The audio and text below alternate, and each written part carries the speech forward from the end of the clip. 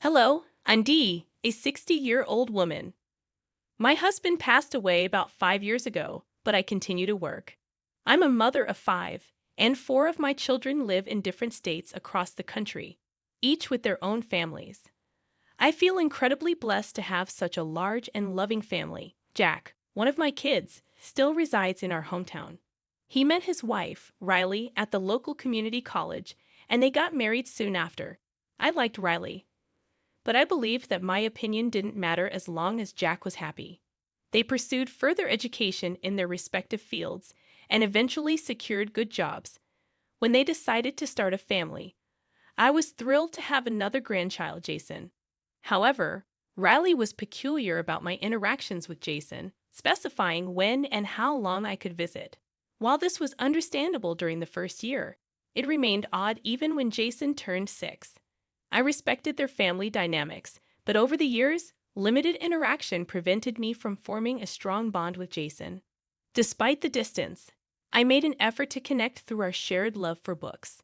One day, out of the blue, I received a call from Jason at work, a rare occurrence given our infrequent conversations. Concerned, I asked if everything was okay. To my surprise, Jason was in tears, asking for my help. He claimed he needed saving from his devil mother. Shocked and confused, I couldn't reconcile Jason's description of Riley with the sweet person I knew. He shared distressing details about Riley's behavior when no one was around. As he abruptly ended the call, claiming someone was approaching, I felt a mix of confusion and concern. Though skeptical initially, I couldn't shake the feeling that something was amiss. Unable to ignore my instincts, I made the decision to purchase a hidden camera, justifying it as a response to Jason explicitly seeking my help. I wrestled with the ethical dilemma of spying on my son's family, but believed it was necessary to either confirm Jason's concerns or retrieve the camera if all was well. I held on to the hope that a sincere conversation could resolve any underlying issues. The camera took a couple of days to arrive, and once it did, I set it up. Fortunately, this camera provided both live and recorded footage, accessible through a convenient phone app. With the technicalities sorted, I called my son. "Hello, sweetie. How's everything?" "Everything's great, Mom. What about you?" "It's the same old, same old. Although I was wondering about something and thought I'd ask you about it." "Yeah, of course. Is everything okay?" Yes. I was just thinking that we haven't met in a long time, and I was wondering if I could swing by your place one day." "Of course, Mom. How about this Sunday?" "That works. But shouldn't you maybe check with Riley if that's okay? Lord knows I hated it when your dad made plans without asking me about it." "I know. Riley would be really happy to have you over. Don't worry, Mom." "All right then. I'll be there around 5 o'clock. That works. See you soon. Take care." Even though my visit had hidden motives, I was genuinely excited to spend time with my son, considering I rarely saw the rest of my family outside the holiday season. I tried not to intrude, respecting their busy lives. The weekend arrived swiftly, and I got ready early. Wanting to bring something, I picked up a nice bottle of wine and a couple of books for Jason, who loved to read. Arriving at my son's house, I was warmly greeted by all three of them. Jason's relief was evident, making me concerned again. Since he hadn't contacted me after the initial call, I was unsure of what he would say. We spent the next couple of hours talking, having dinner, and enjoying wine. Eventually, Jason excused himself to his room, so I decided to talk to him. Riley subtly tried to stop me, but I insisted. Jack intervened, allowing me to go talk to Jason. Shutting the door behind me, I handed him the books, and we discussed them for a while. I refrained from bringing up what he had mentioned, wanting him to initiate it. As we moved on to other topics, he grabbed a notebook and began writing. Showing it to me, it read, "Mom's listening, can't talk about anything." Unsure if he was serious or paranoid, I went along with it. During our conversation, he discreetly agreed to the hidden camera plan. I found a suitable spot to keep the camera, providing a good view of the room. After starting the recording and confirming the camera worked, I spent a little more time with Jason. When I mentioned it was getting late and that I should leave. I intentionally left my scarf behind as an excuse to return whenever necessary. I vaguely heard hurried footsteps moving away from the door, but I didn't dwell on it at the time. I hugged Jason goodbye, bid farewell to Jack and Riley downstairs, and headed home, exhausted but with a plan in motion. Back at home, I checked the camera and stayed up for an hour to read, keeping an eye on the footage. However, nothing significant happened that night.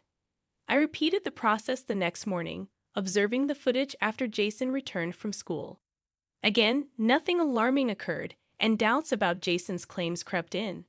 I decided to give it one more day, planning to confront the situation if the footage revealed nothing. That night, as I monitored the footage while reading, I discovered the disturbing truth. Riley entered Jason's room with a stick, Jack trailing behind her. I immediately unmuted the video and heard Riley questioning Jason about his entire day, demanding extreme detail. When Jason stuttered, she harshly accused him of lying, making him put his palms out for swift raps against his knuckles. I witnessed the increasing frequency of her strikes as Jason sobbed, and Jack stood by watching.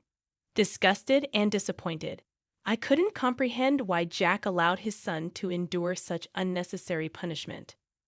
While the urge to intervene surged, I hesitated, unsure of what to say. Rushing over immediately would raise suspicions, but I recalled leaving my scarf behind. Though I had initially used it as an excuse to meet with Jason, it now served as a pretext to return. I dialed Jack's number. "Hey, Mom, is everything okay?" "Yes, no worries. I hope I'm not disturbing you." No, Riley and I were just saying goodnight to Jason." "Ah, all right. I wanted to tell you that I think I left my scarf in Jason's room last night. Do you think I could swing by tomorrow and pick it up?" "Why don't I drop it off for you right now?" "No, I'm way too tired. I'll fall asleep before you even get here. I had a long day at work." "All right, then why don't you swing by in the evening?" "I can't do that. I'm meeting up with friends for game night tomorrow. Riley and I won't be back till evening. Why don't you come by the day after?" "I need that scarf for tomorrow. We're having a Fed get-together." "Well, you could swing by in the afternoon. Jason will be home." "Lovely. I'll be there around 2. Good night, Mom." My heart raced as I fabricated the lie on the spot. At least my call served as a distraction, allowing Jack and Riley to discuss the situation without immediate interference. Whatever I had discussed with Jack seemed to have no effect on preventing Riley from punishing Jason.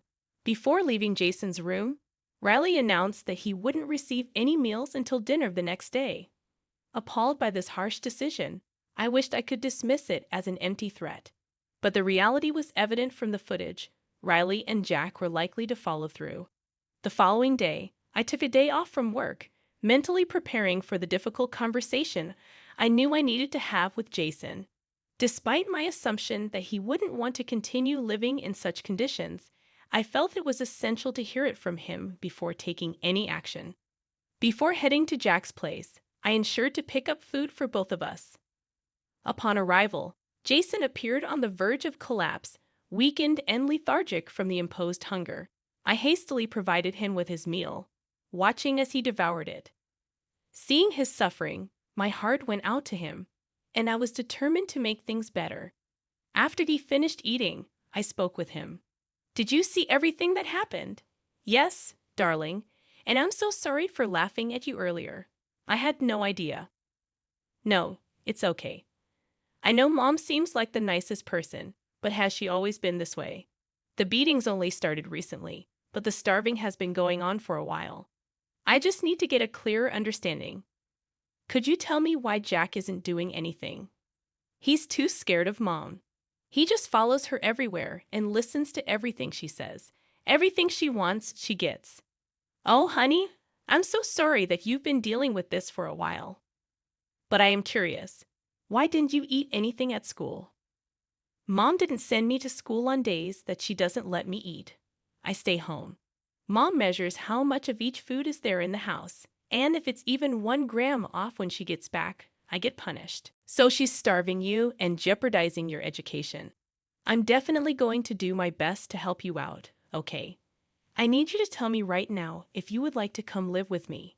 I'll take care of everything you need and keep you away from Mom and Dad. Of course, Grandma. Anywhere away from here will be great. I promise to only be good. Just please take me away from here. I promise I will, darling, but it will take some time. Do you think you can handle staying here for a little while longer? Yeah, I can. I've been living here for 12 years, so I can wait a little more.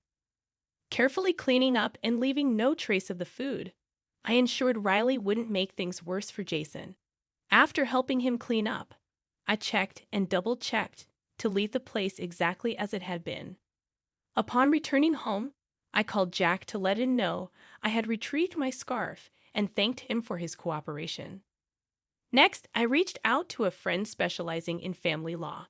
I explained the situation, and he cautioned me about the difficulty and duration of fighting for custody. He also mentioned the possibility of a temporary custody arrangement and warned that Riley could change her behavior to regain custody. Acknowledging the challenges, I decided to pursue legal guardianship based on the evidence I had. Knowing Riley's profession as a counselor at a middle school, I believed she wouldn't want child abuse allegations affecting her job prospects. With this in mind, I kept a vigilant watch over the footage in the coming days. As I compiled all the evidence and organized the paperwork for a guardianship transfer, I chose the weekend to visit Jack's without prior notice. Jack seemed surprised to see me at the door. Mom, what are you doing here? I need to talk to you and Riley. I don't think now's a good time. Why? What's going on? Just family stuff. Hold on. How come you're suddenly over so frequently? Can I visit my son? I didn't think I needed special permission for that. No, I didn't mean it like that. It's just that you've taken a sudden interest in us this week. And it's weird because you rarely ever drop by before. It isn't really weird. I only came over today because I have something seriously important to talk about with the two of you. I don't think. What's that sound? I suspected Riley was doing something to Jason due to Jack's evasiveness. When I heard loud crying from Jason's room, I pushed Jack aside and walked into the house, determined to protect him. Speeding to Jason's room, I burst in to find him sobbing, clutching his face. Riley was breathing heavily, looking at him with malice. I ran to Jason, and when he calmed down, I noticed injuries. A red, swollen cheek, bleeding knuckles, and welts on his arms from a stick. A rage unlike any other surged within me. What kind of monster would hit a child so harshly? Determined to protect Jason, I went to the kitchen, grabbed a bag of frozen veggies, and returned to help reduce the swelling. Assured he was okay, I decided to take him to my place that day. Descending to talk to both of them, Riley looked mad, and Jack seemed uneasy. How dare you just barge into our home that way? Isn't it a good thing that I did? You're hitting your child, for crying out loud.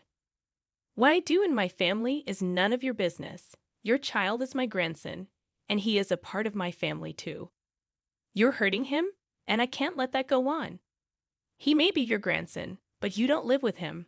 You don't know what a brat he is. I'm just disciplining him. Who cares if he's a brat?